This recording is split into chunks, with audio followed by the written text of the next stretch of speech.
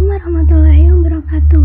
Perkenalkan, nama saya Siti Halifah dari kelas MBS 5C. Nah, di sini saya akan membahas mengenai mata kuliah dari Culture and Social Network. Nah, di sini saya akan membahas dari definisi dari culture. Nah, di mana merujuk pada fenomena budaya yang muncul dan berkembang dan diserbaluaskan melalui teknologi digital dan internet. Nah, konsep ini mencakup berbagai praktik nilai dan artefak budaya yang membentuk atau ditransformasikan oleh pengguna teknologi informasi dan komunikasi. Nah, jejaring sosial adalah platform digital yang memungkinkan individu, komunitas, dan organisasi untuk terhubung, berinteraksi, dan berbagi informasi secara online. Nah, culture dan jejaring sosial itu saling terpengaruhi satu sama lain karena di mana jejaring sosial menjadi tempat berkembangnya culture, sementara culture terbentuk cara orang berinteraksi di dunia nyata. Nah, di platform jejaring sosial orang membangun identitas digital mereka, menciptakan bahasa dan cara komunikasi baru. Jejaring sosial juga membantu terbentuknya komunikasi online di mana culture menentukan norma-norma dalam komunitas tersebut. Terus sejarah dan berkembangnya media sosial. Nah, internet bermula berbagai jaringan yang digunakan oleh kalangan akademis dan militer dengan tujuan komunikasi dan pertukaran data. Internet pertama kali itu muncul pada tahun 1969 sebagai jaringan komputer yang dibuat oleh Advanced. Nah, adapun dampak negatifnya dari internet yaitu media sosial dapat memicu pergeseran perilaku negatif seperti kecanduan internet, terus menjauhkan interaksi tatap muka dalam keluarga dan lingkungan sekitar serta menimbulkan konflik sosial. Terus bisa juga menimbulkan tantangan terkait privasi dan keamanan data pribadi. Banyak kasus penyalahgunaan informasi pribadi yang tersebar di media sosial yang bisa merugikan individu.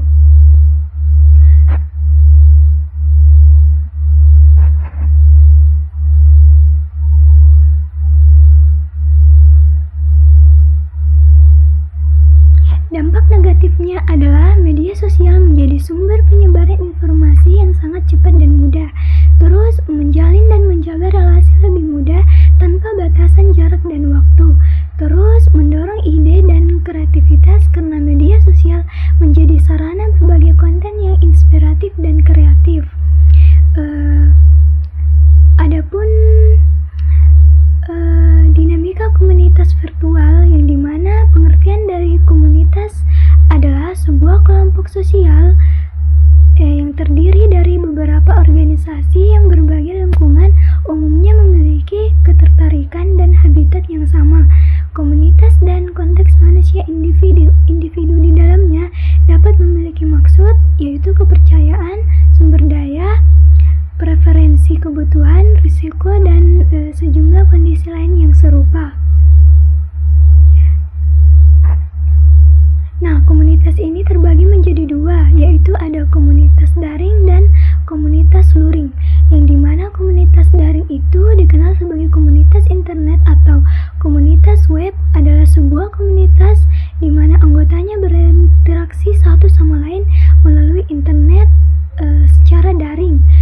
Anggota komunitas daring biasanya memiliki minat atau tujuan yang sama dan berkomunikasi serta berkolaborasi melalui media sosial sebelum forum media sosial seperti forum atau media sosial, aplikasi pesan, atau platform online lainnya.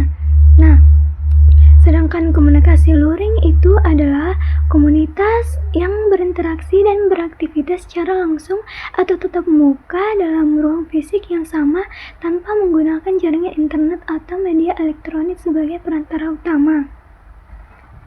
Nah, selanjutnya yaitu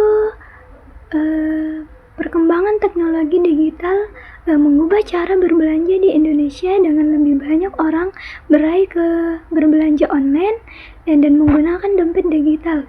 Meskipun memberi kemudahan, ada tantangan seperti belanja kelebihan dan risiko data pribadi.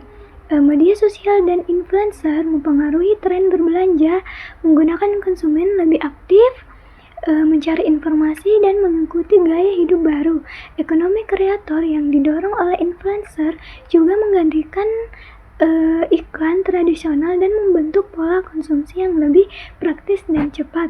Misalnya contohnya Raffi Ahmad. Nah, misalnya Raffi seringkali mempromosikan produk-produk seperti Get atau pakaian atau bahkan produk kecantikan. Terus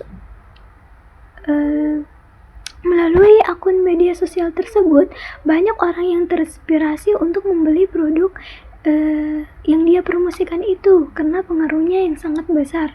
Nah, bagaimana pembeli bisa membeli produk tersebut?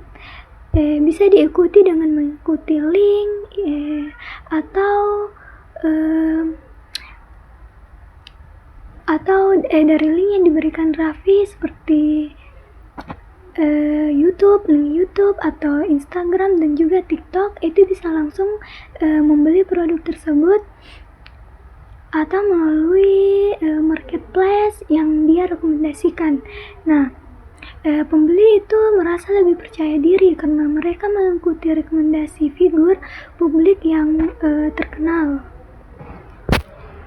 Terus materi selanjutnya ada etika dan regulasi media sosial.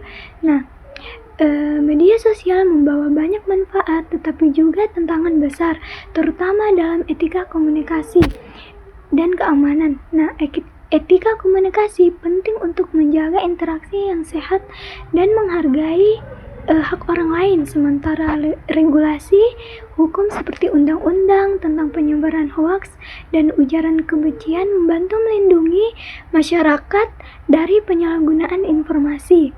Nah, literasi digital juga diperlukan agar masyarakat bisa dengan kritis dan memahami pentingnya keamanan siber.